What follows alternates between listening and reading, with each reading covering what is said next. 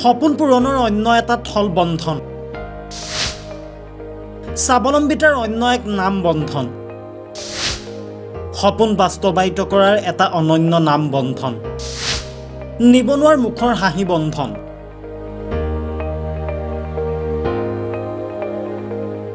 বৰ্তমান সময়ত ব্যাপকভাৱে জনপ্ৰিয় হৈ পৰিছে বন্ধন বেংক।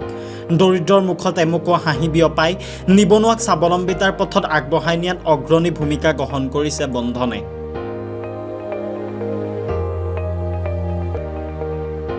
বন্ধনৰ জৰিয়তে এতিয়া বহুজনে স্বাৱলম্বিতাৰ বাট বুলিবলৈ সক্ষম হৈছে।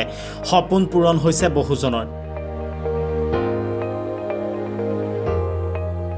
তাৰ উৎকৃষ্ট উদাহৰণ হৈছে গোলাঘাট জিলাৰ মেৰপানী টাউনৰ ৰেখামণি বৰা আৰু ৰুমি দত্ত ওজা।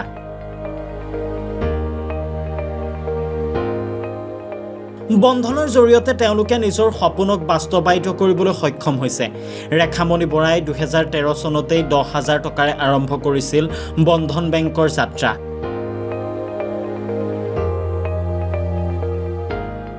এখন দোকান খোলাৰ পৰা দোকানৰ পৰিসৰ বৃদ্ধি কৰি এটা গেৰেজলৈ। ৰেখামণিক সপোন পূৰণত সহায় কৰিলে বন্ধনে। ৰেখামণি আজি স্বাৱলম্বী।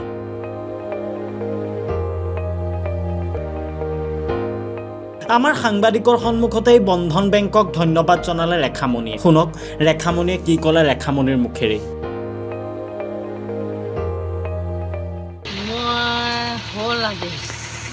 ইমান বছৰে হ'ল আৰু ফাৰ্ষ্ট চুৰুবাটত মই ধৰক 4,000 টকাৰ পৰা লোৱা মানে এতিয়া আৰু 1.5 লাখ 2 লাখ টকীয়া হ'লোগৈ। বন্ধনৰ পইচা লৈ বহুতখিনি মানে আমাৰ সহায় হয়। ধৰক গেজৰ বস্তু বাহানিৰ পৰা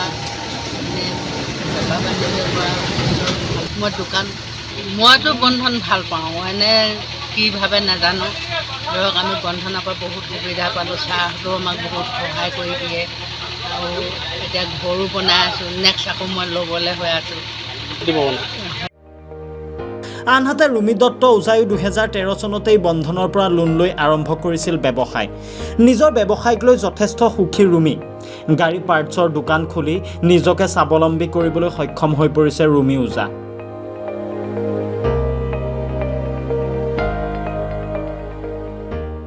ভৱিষ্যতে ব্যৱসায় বৃহৎ কৰাৰো মন ৰুমিৰ। সঁচাকৈ ৰেখামণি ৰুমিৰ দৰে বহুতৰে ঘৰত আশাৰ চাকি জ্বলাবলৈ সক্ষম হৈছে বন্ধন বেংক। বহু নিবনুৱাক এতিয়া স্বাৱলম্বিতাৰ বাট বুলিবলৈ, বহু নিবনুৱাক এতিয়া স্বাৱলম্বী হ'বলৈ যেন সাহস দিয়া পৰিলক্ষিত হৈছে বন্ধন বেংকৰ তৰফৰ পৰা।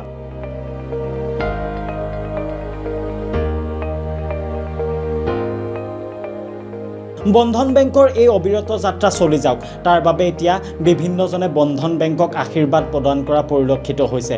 বহু দুখীয়া যুৱক যুৱতীৰ বাবে দেৱতুল্য হৈ পৰা পৰিলক্ষিত হৈছে বন্ধন বেংক। বন্ধনৰ লগত আমি এতিয়া 2010 চনৰ পৰা জড়িত। 2010 চনৰ পৰা আজি 14 বছৰ। এতিয়া আমাৰ এখন 2 হুইলাৰ পাৰ্টছৰ দোকান। ষ্টাফ আমাৰ ইয়াত এতিয়া 7জন আছে। ভালে লাগিছে, তেওঁলোকৰ ঘৰখনো ধৰি লওক আমি ইয়াতে কাম কৰি পেলাই চলিছে, সেইটো কাৰণে ভালে লাগিছে। বন্ধনত আৰু বন্ধনৰ দীৰ্ঘায়ু হ'বলৈ কামনা কৰিছোঁ আৰু বন্ধন যাতে প্ৰত্যেক ঘৰৰ মানুহে লৈ সুবিধা ল'ব পাৰে। আৰু বন্ধনততো আমি প্ৰথম অৱস্থাত 5,000 টকাৰ পৰা লোৱা হৈছিলে লোনটো, কিন্তু এতিয়া ধৰি লওক লোনটো বাঢ়িলে। তেতিয়াৰ পৰা তেনেকৈ ধৰণে আমি প্ৰথম আমি ব্যৱসায় স্থাপনটো বন্ধনৰ পৰাই কৰা হৈছে। বন্ধনৰ পৰা লৈয়ে আমি কাম আৰম্ভ কৰিছিলোঁ। আৰু এতিয়া প্ৰত্যেকৰ ঘৰখন তেনেকৈ চলি আছে। মোৰ লগতে আৰু 6-7টা পৰিয়াল চলি আছে।